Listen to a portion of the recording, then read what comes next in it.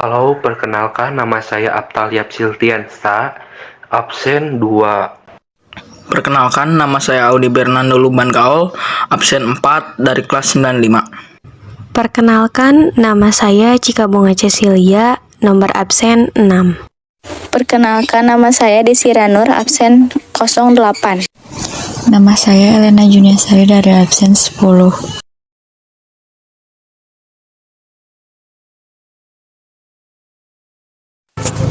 Di sebelah barat kampung ada 2 gunung yang tidak begitu besar.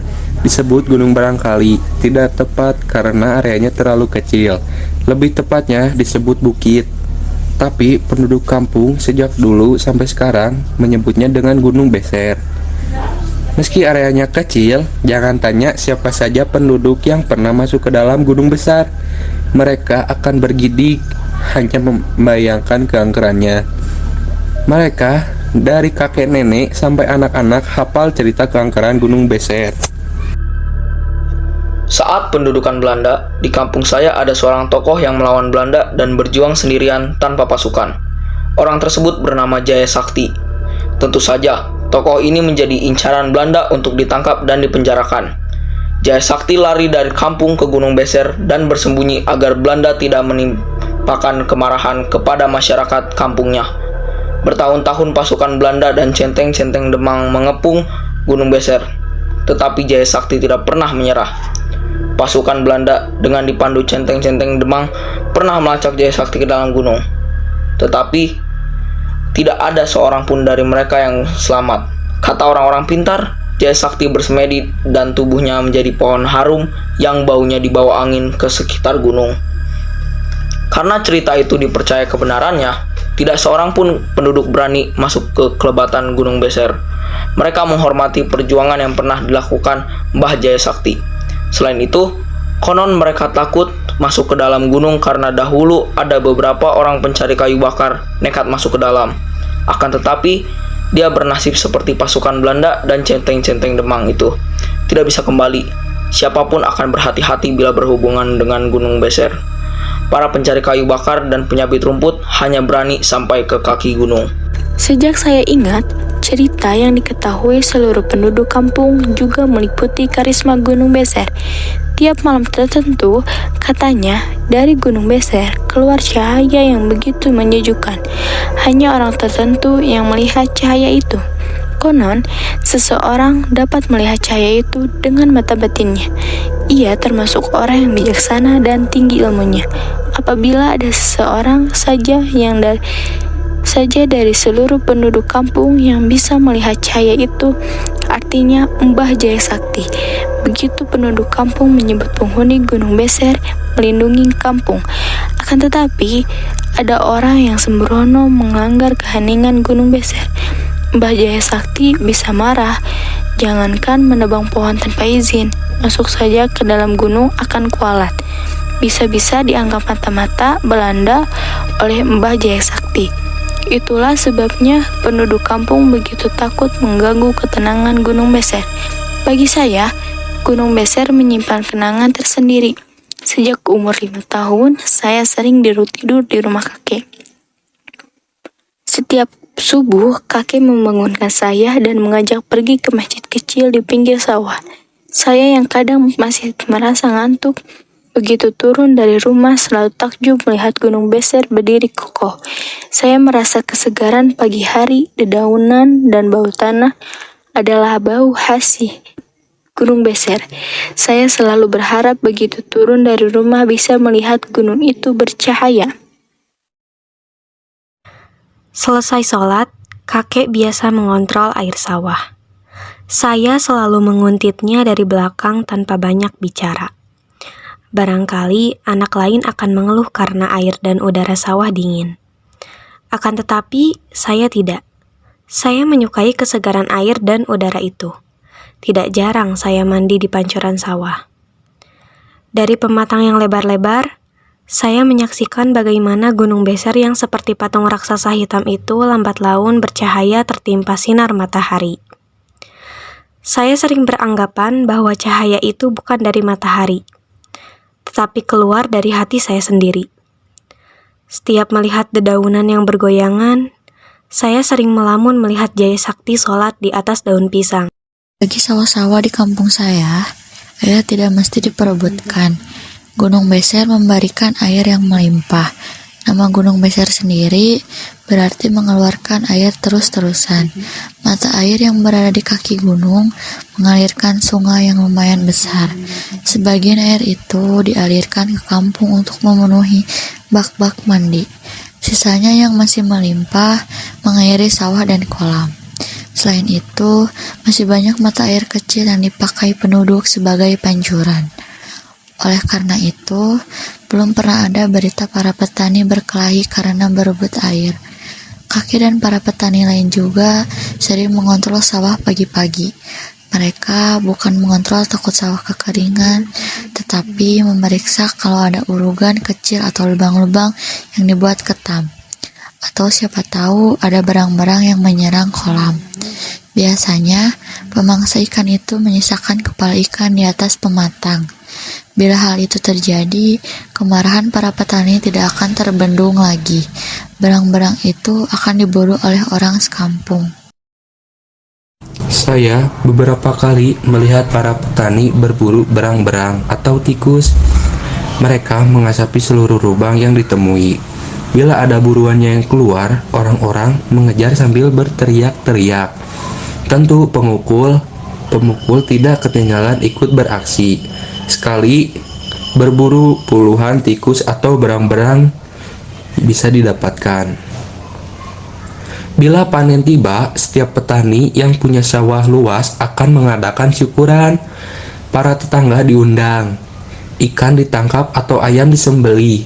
Saya selalu senang. Selain sering dibawa kakek ke tempat syukuran, saya senang dengan hari-hari di sawah. Anak-anak seluruh kampung mengalihkan tempat bermain ke sawah. Ada yang membuat baling-baling, bermain musik dengan trompet-trompet kecil dari batang padi, atau berburu burung beker. Saya pernah mengikuti seluruh permainan itu.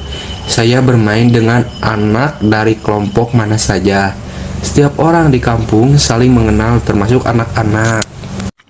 Bagi anak-anak, sawah adalah tempat yang paling banyak memberi kenangan. Kami mandi sore di pancuran sawah, setiap sore kecuali hari Jumat. Anak-anak belajar mengaji di masjid. Kakek awalnya mengajar, tapi akhirnya diteruskan oleh Kang Hasim. Saya menjadi anak emas apabila Kang Hasim mengajar. Selain dari Kang Hasim, saya belajar mengaji dari kakek. Bagi saya, mengaji bukan hal baru. Sebelum sekolah, setiap malam, kakek mengajar saya. Maka pelajaran yang diberikan oleh Kang Hasim kepada anak-anak lain sering merupakan hal yang sudah saya hafal betul. Pulang dari mengontrol sawah, saya diajak kakek jalan-jalan ke pasar yang buka seminggu sekali. Kakek membeli berbagai keperluan sehari-hari dan saya selalu punya jajanan enak. Kalau tidak kue serabi, saya memilih kue pukis. Para pedagang itu memberikan sebungkus besar kue sebelum saya memilih. Saya merasa waktu itu kakek adalah orang yang dihormati oleh penduduk kampung. Siapapun akan mengganggu hormat apabila bertemu kakek. Di sawah, saat mengontrol air, kakek menjadi tempat bertanya apabila ada masalah, dan kakek adalah orang yang memutuskan apakah tikus atau berang-berang yang mulai merusak itu harus diburu segera atau tidak. Seiring, kakek juga diminta mengobati orang-orang yang sakit. Apabila sakit itu karena makhluk halus yang main-main, bila ada orang yang kesambet oleh penghuni Gunung Beser, mereka membawanya ke rumah kakek. Saya tidak tahu cara kakek mengobatinya. Mungkin beliau memakai doa-doa, tetapi tidak jarang kakek malah membawa si sakit ke rumah Pak Mantri. Kedamaian kampung saya mulai terusik saat jalan besar menghubungkan dengan kota kecamatan dan kota kabupaten diperbesar dan diaspal. Memang aspal ala kadarnya, tidak sebagus sekarang, tapi jalan itu memberikan gejolak tersendiri. Para petani hilir mudik ke kota kabupaten menjual hasil bumi. Anak-anak remaja tidak sedikit yang kemudian meneruskan sekolah ke kota. Pembangunan pabrik-pabrik semakin santer diinformasikan orang kecamatan. Perkenalan kampung saya dengan dunia luar menyadarkan penduduk bahwa di luar sana sudah banyak yang terjadi. Kebutuhan hidup semakin meningkat. Kampung saya semakin sibuk. Ngobrol-ngobrol santai di sawah atau di masjid sehabis sholat jarang dilakukan para orang tua. Bila panen tiba, undangan syukuran semakin jarang. Panen pun hanya dilakukan oleh segelintir orang, tidak lagi merupakan pesta kampung. Kebutuhan yang semakin mendesak itu memaksa penduduk kampung untuk memfungsikan segala yang dipunyai. Para lulusan sekolah dari kota merencanakan untuk membuat pertanian terpadu di kaki gunung dengan melibatkan seluruh penduduk. Pengelolaan kaki gunung itu dilakukan dengan gotong royong. Pembangunan pabrik air mineral dan tekstil mulai dibuat orang kota. Saya waktu itu sudah meningkat remaja. Perselisihan antar penduduk mulai terasa ketika penggerak pembangunan yang merupakan lulusan sekolah dari kota itu merencanakan untuk membuka sebagian gunung beser untuk perluasan lahan pertanian dan kebutuhan pabrik. Banyak penduduk yang tidak setuju, akan tetapi tidak sedikit yang mendukungnya. Saat ini adalah waktunya untuk membangun demi kemajuan. Kita tidak akan pernah bisa maju apabila masih takut dengan hal-hal yang tidak masuk akal. Begitu diantaranya kata-kata yang biasa diucapkan para penggerak pembangunan dan orang-orang kabupaten yang memperjuangkan perluasan pabrik. Apanya yang mesti ditakuti dari penghuni Gunung Beser? Mereka malah telah memberikan apa yang dipunyainya, air yang melimpah, tanah yang subur, dan udara yang segar. Kita tidak bisa memanfaatkan kekayaan itu karena kita takut oleh hal-hal yang tidak perlu ditakutkan, kata mereka. Semakin banyak penduduk yang mendukung pembukaan Gunung Beser. Sebagian yang masih menghormati karisma Gunung Beser datang ke rumah kakek. Mereka meminta pendapat kakek. Saya tidak tahu apa yang kakek katakan sebelum mereka pulang. Besoknya, wakil dari panitia pembangunan itu datang ke rumah kakek. Mereka tahu bahwa kakek adalah kunci dari masalah ini. Penduduk yang tidak setuju dengan pembukaan Gunung Beser hanya akan mendengarkan apa yang dikatakan kakek. Saya tidak begitu jelas merangkap apa yang dibicarakan mereka, akan tetapi dari nada suara yang semakin meninggi, saya tahu bahwa mereka bersih tegang. Saya mengintip peristiwa itu dari bilik kamar. Saya bersiap meloncat seandainya mereka melakukan kekerasan terhadap kakek, akan tetapi kejadian yang saya lamunkan itu tidak terjadi. Mereka pulang setelah terlebih dahulu menyalami kakek. Besoknya, saya baru tahu bahwa kakek menyetujui pembukaan sebagian Gunung Beser. Saat ini saat sulit, kata kakek ketika malamnya saya menanyakan kenapa kakek menyetujui pembukaan sebagian Gunung Beser. Semakin banyak kebutuhan hidup dan semakin banyak orang yang merasa pintar. Akan tetapi, orang-orang pintar itu tidak tahu tentang kebijaksanaan.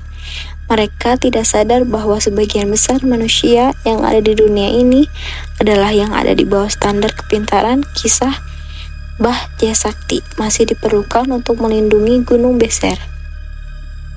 Saya kurang mengerti apa yang dikatakan kakek. Ketika malam besoknya, kakek bercerita bahwa Mbah Jaya Sakti dan keangkeran Gunung Beser itu tidak ada. Saya semakin tidak mengerti dengan kakek. Kalau begitu, kenapa tidak dari dulu Gunung Beser itu dibuka? Gunung Beser akan marah kalau dibuka, kata kakek. Kan Mbah Jaya Sakti dan keangkeran itu tidak ada. Ya, tidak ada. Tapi Gunung Beser tetap akan marah apabila dibuka. Kenapa kakek menyetujui? Mereka berjanji akan membuka sampai perbatasan kaki gunung saja. Pembukaan kaki Gunung Beser itu akan dilakukan dengan bergotong royong. Bantuan tenaga dan dana besar dari pihak pabrik disambut masyarakat. Kejadian yang semakin langka itu ditandai dengan syukuran kampung yang dipimpin oleh Pak Bupati yang sengaja datang. Tidak ada kejadian-kejadian aneh selama pembukaan kaki gunung. Tanaman pun tumbuh subur karena tanahnya subur dan air melimpah. Rumah-rumah dibangun karena pabrik-pabrik membutuhkan banyak pekerja yang sebagian besar didatangkan dari daerah lain. Para penggerak pembangunan itu mendapat pujian dari hampir seluruh penduduk kampung. Mereka dibicarakan di setiap pertemuan resmi dan tidak resmi. Kakek meninggal tidak lama kemudian. Kematian kakek tidak mendatangkan perhatian yang besar dari penduduk. Saya sedikit cemburu kepada penggerak pembangunan yang sudah mencuri perhatian penduduk dari kakek itu. Kecemburuan itu bisa diredam karena saya sudah masuk sekolah menengah mengagumi juga apa yang mereka lakukan. Keberhasilan pertanian dan pabrik itu memberi kemewahan tersendiri bagi kampung saya. Sarana-sarana umum dibangun, banyak rumah memiliki pesawat televisi. Semakin banyak anak-anak yang meneruskan di sekolah di kota, kepercayaan bahwa keangkeran Gunung Beser itu tidak ada, mendorong penduduk-penduduk untuk membuka Gunung Beser lebih jauh. Tempat-tempat pertanian baru dibuka, rumah-rumah dibangun, perusahaan-perusahaan yang memanfaatkan mata air besar dibangun. Izin-izin pengelola Gunung Beser semakin banyak dimiliki orang. Pohon-pohon beser ditebang, yang tidak punya izin berdagang kayu bersembunyi-sembunyi. Gunung Beser bercahaya siang malam. Sinar matahari memantul dari bangunan-bangunan dan daerah-daerah kering. Malam bercahaya oleh semaraknya listrik. Penduduk kampung, termasuk saya, menyambut kemajuan itu. Mereka, termasuk saya, tidak menyadari bahwa di kampung semakin terdengar berita adanya perkelahian petani gara-gara berebut air. Para remaja putus sekolah kebingungan mencari kerja karena mengharap lahan pertanian yang semakin tidak subur itu merasa rendah. Musim yang datang tidak lagi bersahabat. Tiba-tiba saya merasa bahwa hal seperti itu bukan merupakan bagian dari kampung saya. Kekeringan di musim kemarau dan banjir-banjir kecil di musim hujan tidak lagi asing. Para penduduk tidak menyerah. Alam harus ditaklukkan. Kipas angin dan kulkas menjadi kebutuhan di musim kemarau. Bendungan-bendungan kecil dibangun untuk menanggulangi musim hujan. Tiba-tiba saya merasa bahwa persahabatan dengan alam menghilang dari kamus kampung saya. Perlawanan terhadap alam itu berakhir ketika tahun yang oleh peneliti disebut El Nino itu tiba. Kekeringan membakar kampung saya. Banyak bangunan dan lahan yang hangus. Saat musim hujan tiba, banjir besar melanda. Rumah-rumah hanya kelihatan atapnya. Saya sedang duduk di atas atap rumah ketika bantuan puluhan perahu itu tiba. Saya hanya bisa mencatat peristiwa-peristiwa seperti itu tanpa mengerti apa yang telah terjadi. Seperti remaja lain di kampung, saya berkebingungan dengan banyak hal. Satu hal yang pasti, kita harus lebih dekat bersahabat dengan alam agar alam lebih bersahabat dengan kita. Pohon memang keramat, harus dihargai, dihormati, dijaga, dan dipelihara. Tanpa pohon, bencana akan lebih sering terjadi menimpa kita. Mbah Jaya Sakti mestinya berubah menjadi kesadaran ilmu. Kakek benar, banyak orang cuma merasa pintar padahal tidak.